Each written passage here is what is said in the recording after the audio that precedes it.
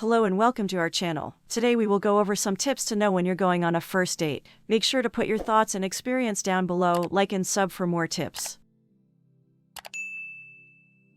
1. Always dress nicely. We are not suggesting dressing up or dressing how you believe she would want you to look. Because, let's say, you have a second date but only have one outfit like the one you got for the first one. She may notice that you may have dressed somewhat nicely on the first date even though it is not your usual style. So simply present your best self by dressing accordingly. So this is also going to depend on the type of scenario that you're in for your date. So if you're going for brunch on the weekend and it's very casual, you're going to want to dress in something like jeans and sneakers and a nice shirt, just looking a little bit more casual to fit the setting that you're going to be in. Say you're maybe meeting after work for a drink or dinner, maybe you're a little bit more business casual, something like that. So just generally dress for the setting that you're going to be in, and like I said, dress like the best version of yourself. You should look like you spent a little time getting ready. You don't want to look like you rolled out of bed. 2. Select the best location. Depending on where you reside in the season, this may be different. If you live somewhere where it is chilly most of the year and there isn't really that much interesting stuff to do in the winter, you probably won't have as many options as someone who lives in California where it is sunny and 75 and lovely all year. You should choose a location where you can get to know them to a certain extent. On the first date, you don't want to learn too much about them, despite how absurd that may sound. Additionally, it might not be a good idea to invite her to your place on the first date. It's crucial to go somewhere public so you can be in a public place but still get to know each other. Like I said about bringing someone to your personal space on the first date,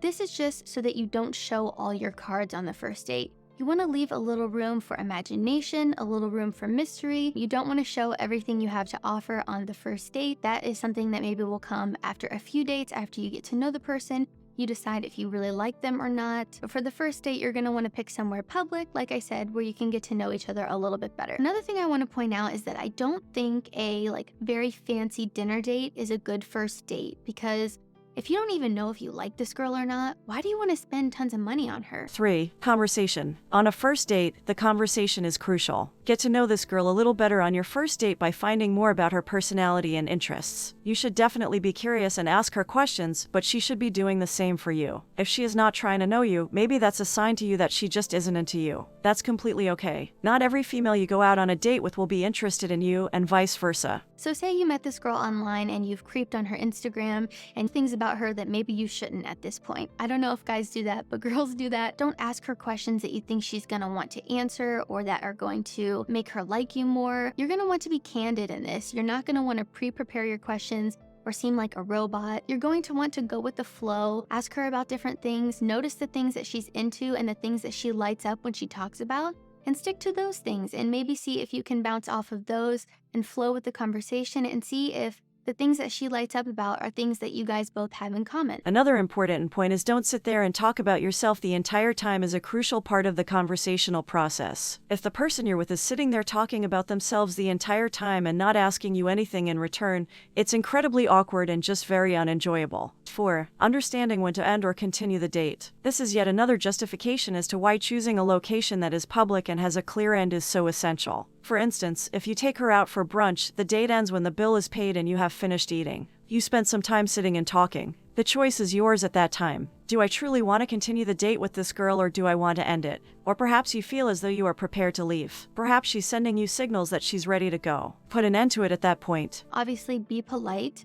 Say that you had a nice time and say your goodbyes. But if you feel like you're both having a really great time and there is still more fun to be had, then be spontaneous and ask her to join you on something that maybe you were planning on doing next or later in the day. So knowing when to stop or when to continue your date is very important. It could lead you to a full day with someone that you end up being with for 2 years. You never know. So if you guys end up parting ways after this first part, you know that you don't want to see her again, don't tell her that you want to see her again. You don't need to lie. Obviously, be polite and don't tell her that you want to see her again. 5. Be certain of the following step. Be real. If she is very into you but you don't want to see her again, or if you just don't feel anything for her, don't raise her expectations or give her the impression that you'll be seeing her soon. This probably doesn't apply to you if you're a guy who only wants a one-night stand and you're hanging out with a female who only wants a one-night stand. But if you're someone who is seeking a serious relationship and you've made it obvious from the start that the girl is as well, it's crucial to just be open and honest about your expectations and feelings. So when your date comes to an end, you don't have to tell her right away, like, when can I see you again?